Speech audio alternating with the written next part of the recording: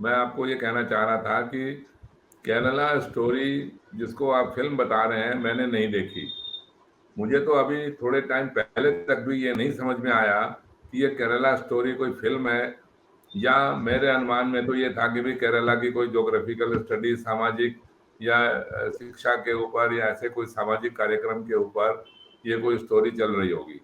लेकिन थोड़े टाइम के पहले मुझे पता लगा कि ये कोई फिल्म है और इसके अंदर कोई हिंदू मुसलमान का तुष्टीकरण, ध्रुवीकरण, नफरत और डर के बारे में, इसके बारे में बताया गया है। और मुझे ये भी, मैंने फिर एक दो कुछ लोगों के कमेंट सुने, कुछ वीडियो सुने, कुछ और समझने की कोशिश करी मैंने इसके ऊपर। तो मेरी समझ में तो अभी तक यही आया कि यह सच्चाई से बहुत दूर दूर दूर दूर दूर तक भी इसमें कहीं कोई सच्चाई इसमें नहीं है।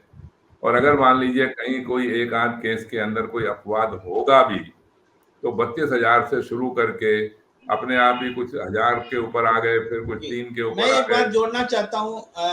चौधरी साहब, आप अपनी बात जारी रखेंगे। यही तो बात है ना। ये देखिए, सारे का सारा मामला जो भी है, ये एक पुष्टिकरण, ध्रुवीकरण और वोटों के लिए चुनाव जीतने का एक षड्यंत्र है। और मेरे को समझ में नहीं आया कि हमारा जो ये जिस तथाकथित जो हिंदू समाज है, इस हिंदू समाज की मानसिकता भी इतनी कमजोर है कि वो जरा सी किसी झूठी बात के षड्यंत्रों के ऊपर भी बहक जाते हैं या उसको सच मान के बैठ जाते हैं। लेकिन अगर मैं मान आपको लीजिए थोड़ा सा मेरे हिसाब से करेक्ट करना चाहूंगा कि हिंदू हम्म समाज की मानसिकता इतनी भी कमजोर नहीं है जितनी बताई जाती है। आज देखिए ना, हिंदू समाज हमेशा कट्टरता के खिलाफ खड़ा रहा है, सहिष्णुता का भी प्रतीक रहा है, विभिन्न तरह के आक्रमणों को भी झेला है और विभिन्न चुनौतियों का भी हिंदू समाज ने सामना किया है। आज भी जो लोग एक धारा में नफरत की भाषा बोल रहे हैं उनके साथ हिंदू समाज खड़ा तो नहीं, बहुत कम लोग उनके साथ खड़े हैं। जी। नहीं, मैंने मान लिया आपकी बात को कि इसका इतिहास इतना कमजोर नहीं है और ना ही ये ऐसे भ्रमित लोग हैं। लेकिन आज की राजनीतिक व्यवस्था में तो किसी तरीके से ये मूर्ख बने हुए हैं ना। अब वो किस तरह का जी, षड्यंत्र है, किस झूठ के ऊपर आधारित है, अब ये तो देखिए एक राजनीतिक विषय हो गया। और मैं मैं, इस विषय पर आऊंगा चौधरी साहब, कि कैसे जी, इस राजनीतिक व्यवस्था में लोग मूर्ख बन रहे हैं। हिंदू और हम्म मुसलमान की बात नहीं है, पूरे हम्म प्रजातंत्र में लोग कैसे मूर्ख बन रहे हैं, इस विषय पर मैं आऊंगा। आप बहुत गंभीर बात कर रहे हैं। लेकिन अभी हम केवल हिंदू मुसलमान की बात कर रहे थे, ये केरला स्टोरी के माध्यम से। अगर जैसा राजेश भाई साहब कह रहे हैं कि सारा ठेका हमने ही उठाया है क्या हिंदुओं ने, तो आप फिर इसका ये भी तो बता दीजिए कि ये जो 20% मुसलमान हैं देश के अंदर, ये मुसलमान बने क्यों? दूसरी बात, अब इन मुसलमानों का आप क्या करना चाहते हो? क्या करोगे आप? इनसे घृणा करके, इनसे नफरत करके, या इनका पोलराइजेशन करके आपने राजनीतिक लाभ तो खूब उठा लिया और उठाते रहिए। तो इनको तो एक बारी आपने हटा ही दिया ना, इनके वोटों की आपको जरूरत भी नहीं है।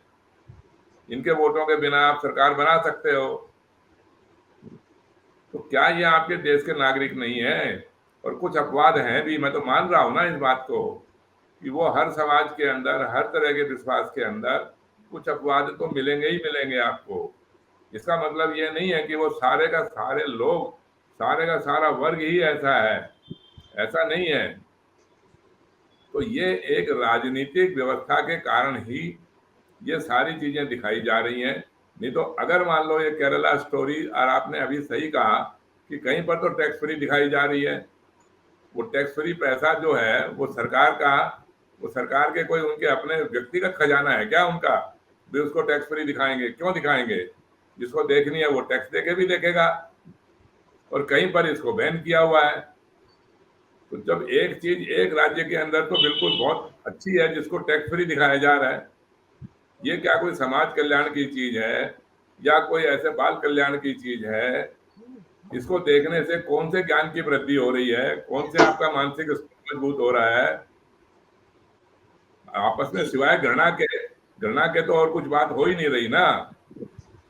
और ये देखिए, जब ये राजनीतिक राजनीति इसका कारण है। इसका मतलब यह है कि आपको घृणा करवा के, नफरत करवा के और एक ध्रुवीकरण करवा के आप केवल एक वर्ग के वोट लेके आप सरकार बनाना चाहते हैं।